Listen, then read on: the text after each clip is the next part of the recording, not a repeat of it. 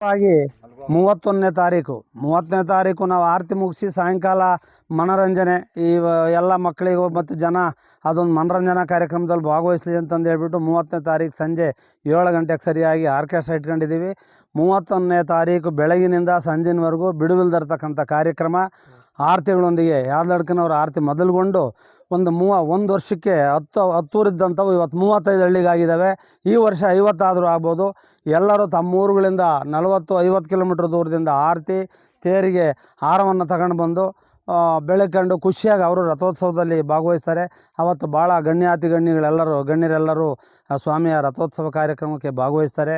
ಶಾಸಕರಿರ್ಬೋದು, ಲೋಕಸಭಾ ಸದಸ್ಯರಿರ್ಬೋದು, ವಿಧಾನ ಪರಿಷತ್ ಸದಸ್ಯರಿರ್ಬೋದು, ನಮ್ಮ ಕುಲಬಾಂಧವರಾದ ಮುಖಂಡರುಗಳಾದಂಥ SR ಗೌಡರು ಇರ್ಬೋದು, ಕುಳ್ಳಾರಾಮಕೃಷ್ಣಪ್ಪರು ಇರ್ಬೋದು, ಬಸವರಾಜ್ ಇರ್ಬೋದು, ಏನು ನಮ್ಮ ಗಣ್ಯರಿದ್ದಾರೆ ದಯವಿಟ್ಟು ಎಲ್ಲರ ಹೆಸರು ಹೇಳೋಕ್ಕಾಗಲ್ಲ.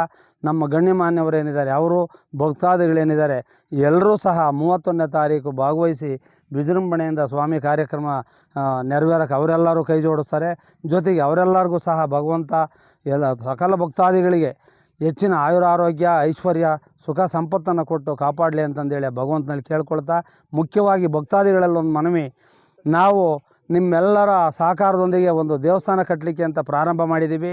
ಈಗಾಗಲೇ ಪಾಯದ ಕೆಲಸ ಮುಗಿದೈತೆ. ಆ ಪಾಯ ಆಗಿ ಇಂಟ್ ಲೆವೆಲ್ ಅಂತಾರಲ್ಲ ಆ ಮಟ್ಟಕ್ಕೆ ಆಗಬೇಕು ಅಂತ ನಾವು ಗುರಿ ಇಟ್ಕೊಂಡಿದ್ವಿ. ಕಾರಣ ಹೀಗೆ ಅಲ್ಲಿ ಕೆಲಸ ಬಂಡೆ ಕಳ್ಸೋ ಕಡೆ ಕೆಲಸದ ಸ್ವಲ್ಪ ಪ್ರಾಬ್ಲಮ್ ಆಗಿ ಅಲ್ಲಿ ಮೆಟೀರಿಯಲ್ ಬರೋದು ಲೇಟಾಗಿ ಒಂದು ಸ್ವಲ್ಪ ವಿಳಂಬ ಆಯಿತು. ಆದರೂ ಕೆಲಸ ನಡೀತಾ ಇದೆ. ಅದಕ್ಕೆ ನಿಮ್ಮೆಲ್ಲರ ಸಹಕಾರ ಅತ್ಯವಶ್ಯಕವಾಗಿ ಬೇಕು. ಕುಳ ಒಂದಕ್ಕೆ 10,000 ರೂಪಾಯಿ ದುಡ್ಡು ಹಾಕಿದ್ವಿ. ಅದರಂತೆ ಕೆಲವು ಜನ ಕೊಟ್ಟಿದ್ದಾರೆ, ಇನ್ನು ಕೊಡೋರಿದ್ದಾರೆ. ಕೆಲವರು 5 ಲಕ್ಷ 3 ಲಕ್ಷ ಹಿಂಗೆಲ್ಲ ನಮ್ಮೂರಲ್ಲೇ ವೀರಬೊಮ್ಮನಹಳ್ಳಿ ಗ್ರಾಮದಲ್ಲೇ 1-1.5 ಕೋಟಿ ದುಡ್ಡು ಕೊಡ್ತಾರೆ.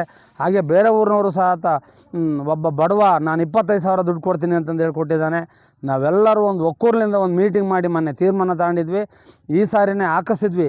25,000 ಮೇಲ್ಪಟ್ಟು ಕೊಡೋ ಅಂಥದ್ದು ದೇವಸ್ಥಾನದ ಆವರಣದಲ್ಲಿ ಒಂದು ನಾಮಫಲಕದಲ್ಲಿ ಅವ್ರ ಹೆಸರು ಹಾಕಬೇಕು ಅಂತಂದೇಳಿ ಈ ಸಾರಿನೇ ಹಾಕ್ತಿದ್ವಿ.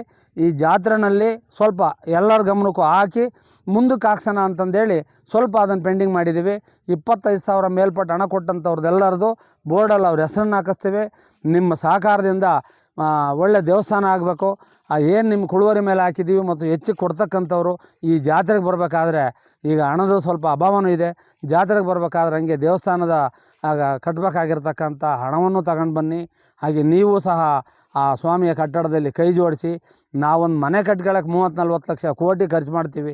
ವೀರಬೊಮ್ಮಣ್ಣನಿಗೆ ನಮ್ಮೆಲ್ಲರ ಕುಲದೈವನಿಗೊಂದು ಮನೆ ಕಟ್ತಾ ಇದ್ದೀವಿ. ಎಲ್ಲರೂ ಶಕ್ತಿ ಮೀರಿ ಸಹಕಾರ ಮಾಡೋಣ, ಆ ಕಾರ್ಯವನ್ನು ಯಶಸ್ವಿಯಾಗಿ ನಡೆಯಂಗೆ ಮಾಡೋಣ ಅಂತಂದೇಳಿ ನಿಮ್ಮಲ್ಲಿ ಕೇಳ್ಕೊಳ್ತೀನಿ.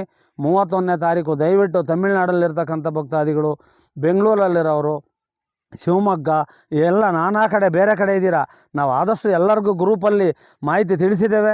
ದಯಮಾಡಿ ಎಲ್ಲರೂ 31ನೇ ತಾರೀಕು ತಪ್ಪದೆ ಸ್ವಾಮಿಯ ರಥೋತ್ಸವಕ್ಕೆ ಬಂದು ಆ ಕಾರ್ಯಕ್ರಮದಲ್ಲಿ ಭಾಗವಹಿಸಬೇಕು ಅಂತಂದೇಳಿ ಕಳಕಳಿಯಿಂದ ಕೇಳ್ಕೊಳ್ತೀವಿ.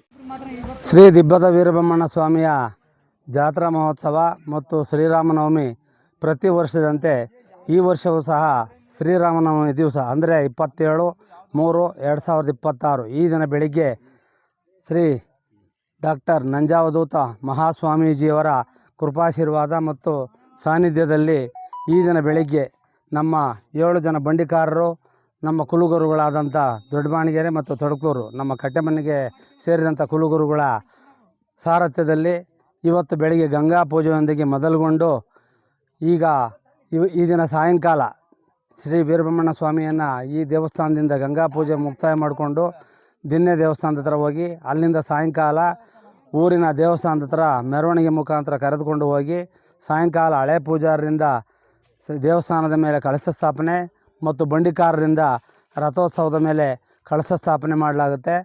ಹಾಗೆ ಈಗ 9:45ಗೆ ಅಖಂಡ ಭಜನೆಯನ್ನು ಶ್ರೀರಾಮರ ಭಜನೆಯನ್ನು ಪ್ರಾರಂಭ ಮಾಡಿದೆ. ಅದು 30ನೇ ತಾರೀಕು ಬೆಳಿಗ್ಗೆ 10 ಗಂಟೆವರೆಗೂ ಸಾಂಗವಾಗಿ ನಿಲ್ಲದಂತೆ ಅಖಂಡ ಭಜನೆ ಕಾರ್ಯಕ್ರಮ ನಡೆಯುತ್ತೆ.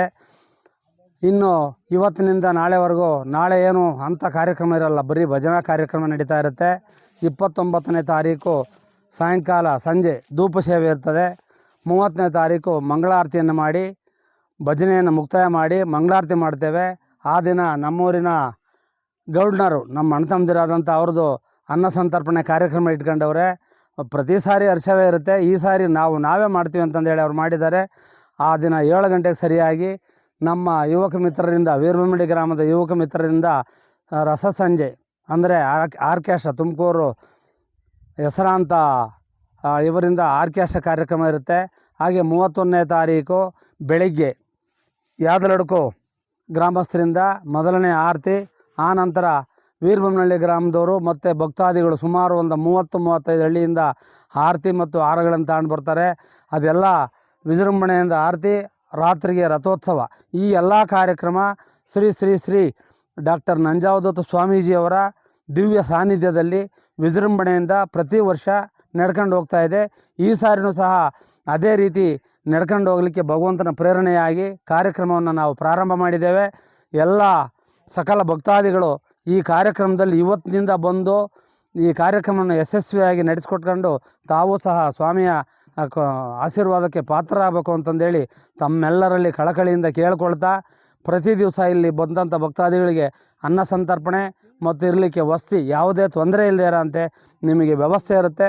ದಯಮಾಡಿ ಹೆಚ್ಚಿನದಾಗಿ ಎಲ್ಲರೂ ಬಂದು ಈ ಕಾರ್ಯಕ್ರಮದಲ್ಲಿ ಭಾಗವಹಿಸಬೇಕು ಮತ್ತು ಸ್ವಾಮಿಯ ಆಶೀರ್ವಾದವನ್ನು ಪಡ್ಕೊಳ್ಬೇಕು ಅಂತಂದೇಳಿ ಭಕ್ತ ಮಹಾಶಯರಲ್ಲಿ ಅತಿ ಕಳಕಳಿಯಿಂದ ಕೇಳ್ಕೊಳ್ತೀನಿ. ದೇವಸ್ಥಾನದ ಒಂಚೂರು ಹೇಳೋಣ. ದೇವಸ್ಥಾನ ಕಟ್ಟೋದ್ರದ್ದು ಹೇಳೋಣ. ಫಸ್ಟ್ ನಾವಿಬ್ರು ಟೇಸ್ಟ್ ಮಾಡ್ತೀವಿ, ನೋಡೋಣ ಹೇಗಿದೆ ಅಂತ. ಅಪ್ಪ ತುಂಬಾನೇ ಚೆನ್ನಾಗಿದೆ, ತುಂಬಾ ಚೆನ್ನಾಗಿದೆ, ನಿಜವಾಗ್ಲೂ ಚೆನ್ನಾಗಿದೆ, ತುಂಬಾ ಚೆನ್ನಾಗಿದೆ. ಕಾಫಿಗೆ ಆಲ್ಟರ್ನೇಟ್ ಮಾಡ್ಬೋದು, ಎಂತ ಚಿಕ್ಕ ಮಕ್ಳಿಗಾದ್ರೂ ಕೊಡ್ಬೋದು ಅನ್ನಿಸ್ತಾ ಇದೆ ನನಗೆ. ಜೀನಿ ಟೀಮು ನಮ್ಮ ಮನೆಗೆ ಬಂದಿತ್ತು, ಜೀನಿ ಸ್ಲಿಮ್ ಇಂದು ಇಂಟರ್ವ್ಯೂ ಮಾಡೋದಕ್ಕೋಸ್ಕರ. ಅವರು ಇದ್ರ ಜೊತೆಗೆ ಇನ್ನೊಂದು ಪ್ರಾಡಕ್ಟ್ ಕೊಟ್ಟರು ನನಗೆ, ಜೀನಿ ಕಾಫಿ ಅಂತ.